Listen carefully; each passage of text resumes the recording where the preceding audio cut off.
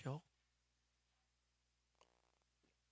하나님 말씀은 구약성경 창세기입니다.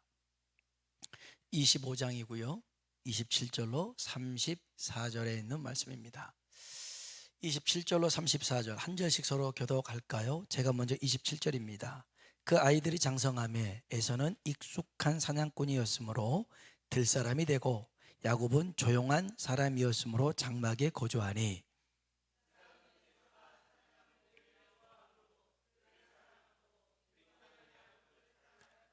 야곱이 죽을 쏘았더니 에서가 들에서 돌아와서 심히 피곤하여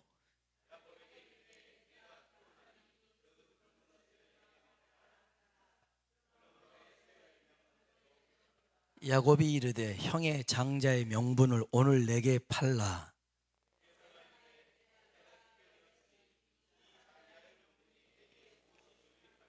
야곱이 이르되 오늘 내게 맹세하라. 에서가 맹세하고 장자의 명분을 야곱에게 판지라. 마시고 일어나 갔으니 에서가 장자의 명분을 가볍게 여김이었더라. 아멘.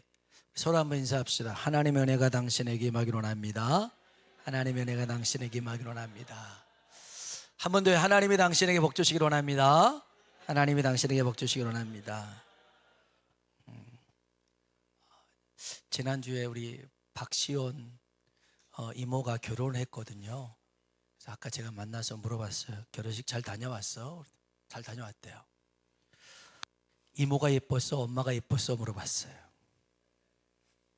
이모가 예뻤어? 엄마가 예뻤어? 물어봤어요. 그쵸? 뭐라고 대답해야 돼요?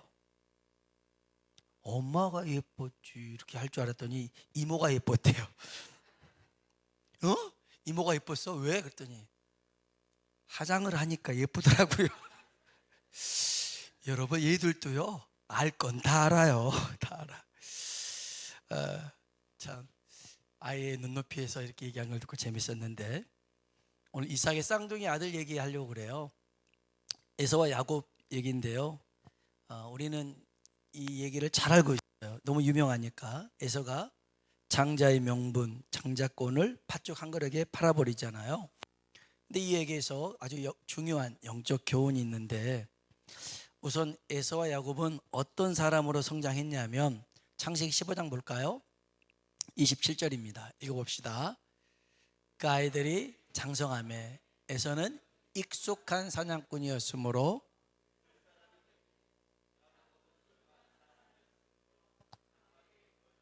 아멘, 아멘. 여기서 익숙한 사냥꾼이 에서라고 그러잖아요. 익숙한, 그 말은 능숙하다, 전문적이다 라는 뜻입니다. 야곱은요 조용한 사람이다 이렇게 했잖아요.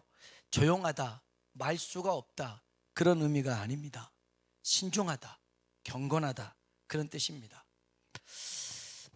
에서와 야곱의 갈등은 성격 문제로 나타나지만 그 이면에는 부모의 편애가 있었어요. 이삭은 에서를 사랑했고요 리브가는 야곱을 사랑했어요. 한번 봅시다. 28절 읽어볼까요? 이삭은 에서가 사냥한 고기를 좋아하므로 그를 사랑하고 야곱을 사랑하였더라. 아멘. 이삭이 에서를 사랑한 이유가 뭐예요? 고기. 고기를 좋아했거든요. 이놈이 고기를 잘 잡아. 그러니까 사랑했어요. 그럼 리브가가 야곱을 사랑한 이유가 뭐가 있어요? 없어요. 그냥 사랑했어요.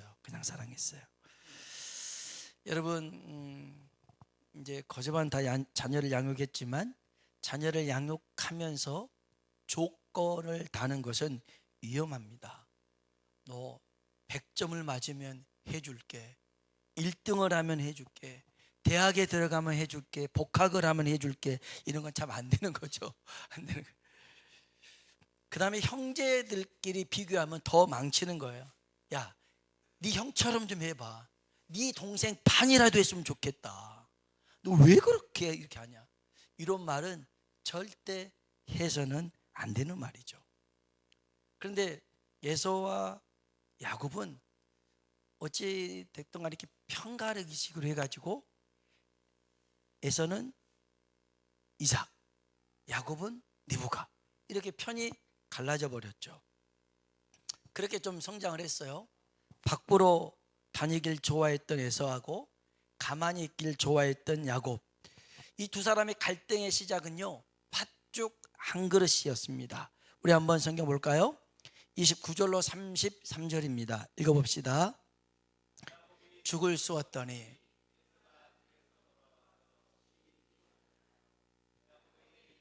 내가 피곤하니 내가 먹게 하라 한지라.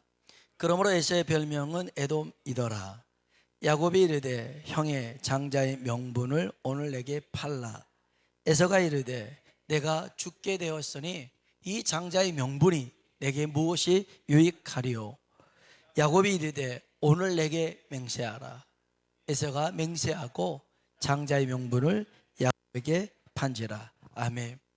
오늘날 사냥을 갔던 에서가 빈손으로 돌아옵니다. 보통 사냥 가잖아요. 그럼 거기서 잡은 걸로 요기를 합니다. 꽁 잡았고 멧돼지 잡았고, 그럼 먹고 오는, 배고프면 먹고 오는데 그날따라 빈손이었어요. 한 마리도 못 잡았어요. 하루 종일 굶주린 상태 집에 들어왔는데, 야, 냄새가 아주 죽여요. 야곱이 팥죽을 끓였는데 너무 냄새가 맛있는 거예요. 그래서 야야, 배고파 죽겠으니까 그거 좀 달라. 형이 달라고 하면 주면 되잖아요. 근데 야곱은 그냥 안 줘요. 뭘 달라? 장자의 명분을 달라.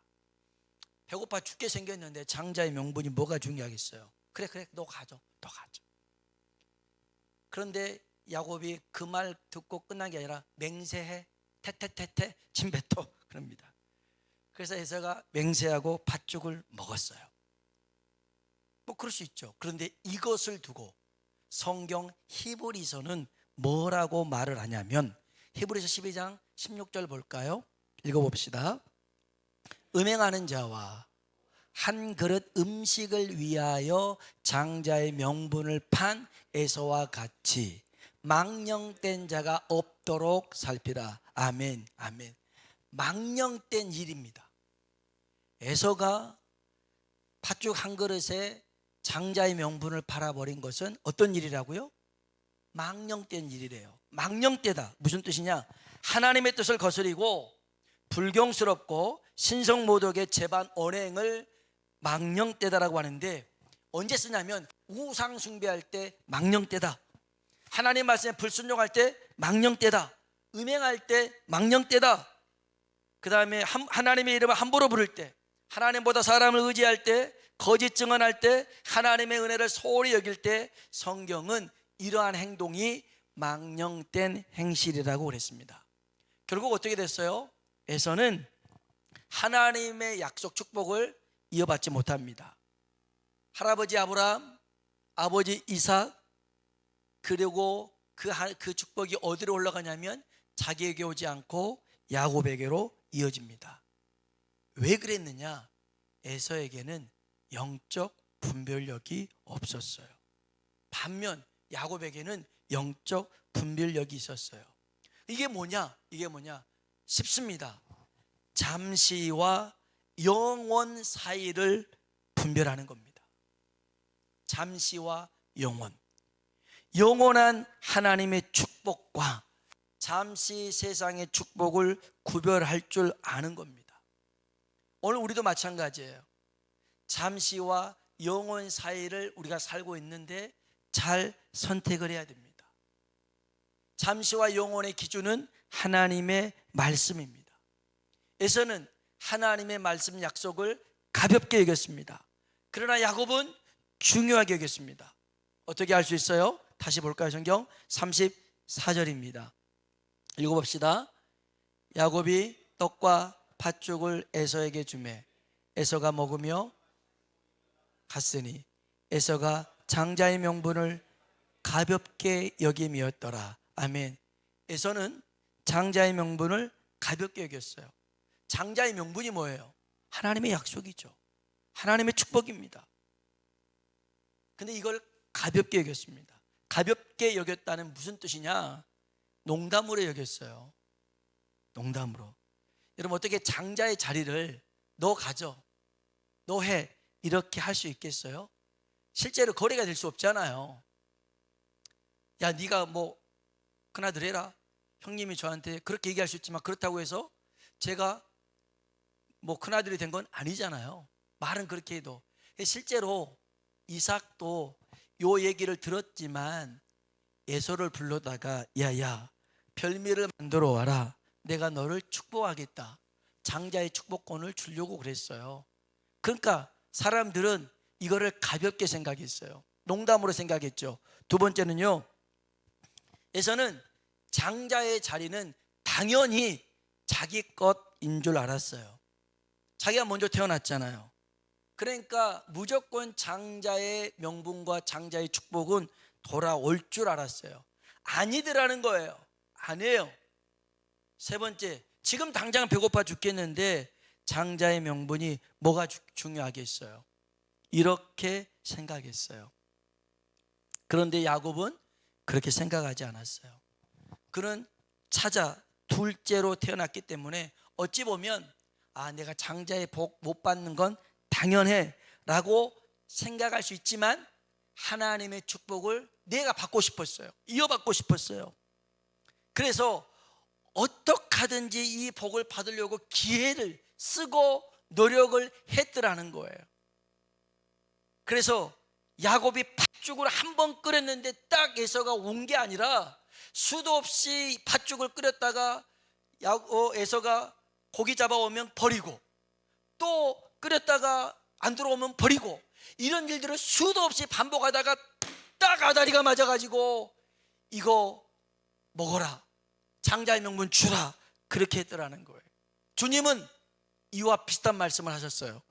마태복음 11장 12절이에요 같이 한번 읽어볼까요? 천국은 침노를 당하나니 침노하는 자는 빼앗으리라. 아멘. 천국은 침노를 당하나니 침노하는 자는 빼앗으리라. 언제부터 그러냐면 세례 요한 때부터 그랬거든요. 세례 요한이 사람들에게 외쳤습니다. 회개하라, 천국이 가까이 왔느니라. 여러분, 세례 요한 전에는 천국을 끄집어 당겼던 사람이 없어요. 근데 세례 요한 때부터 회개하라, 천국이 너에게 가까이 왔다. 천국을 끄집어 왔단 말이에요. 끄집어 왔어요. 여러분, 오늘 저와 여러분에게 천국이 멀리 있는 천국이 아니라 이 천국이 내게 가까이 다가오는 천국이 되길 주의 이름으로 축복합니다. 여러분, 이건 굉장히 중요한 거예요. 하나님은 그 은혜를 사모하고 구하는 자에게 은혜를 베푸십니다. 마태복음 19장 30절이에요 한번 읽어봅시다. 읽어볼까요?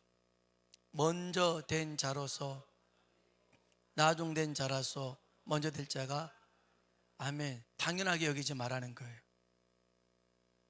여러분, 예수님 믿으면 천국 가는 거 당연하겠죠.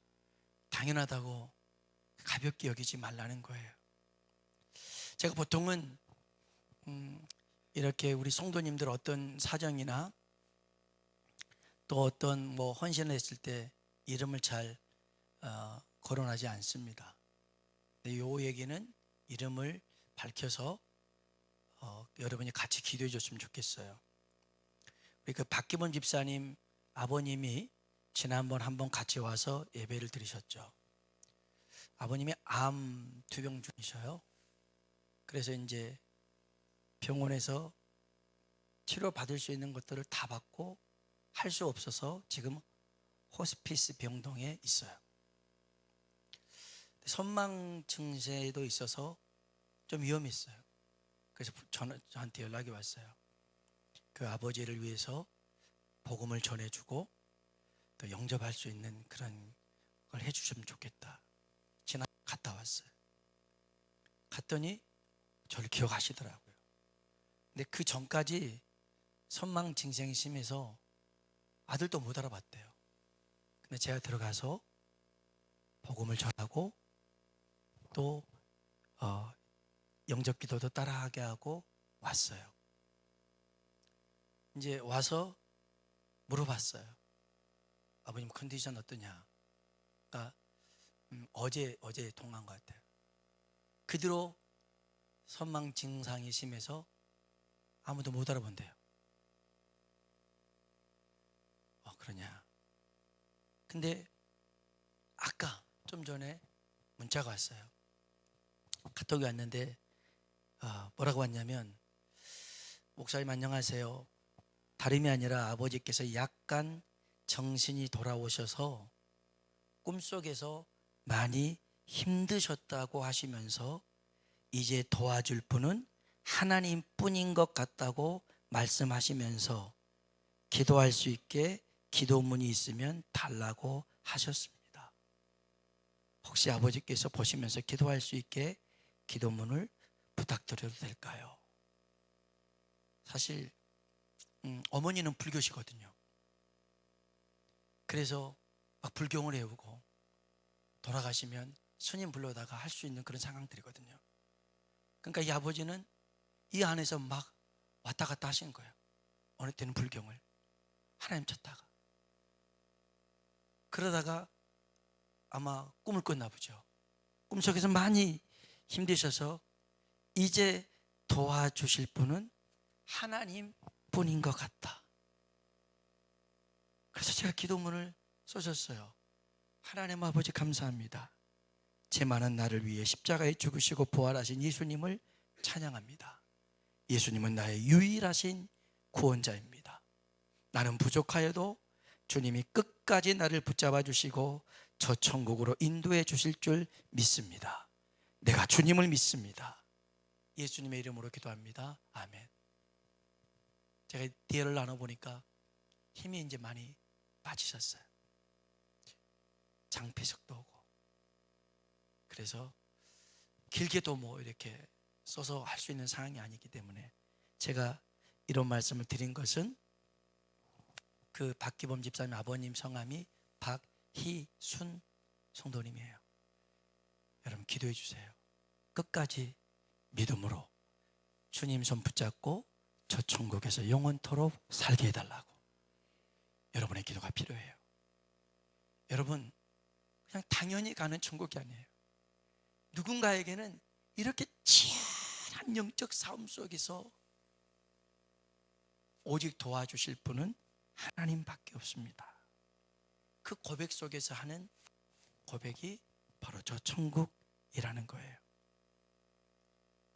여러분, 그래서요, 사실 우리 한 100년 지나면 여기 있을 사람은 박시원이밖에 없을까요?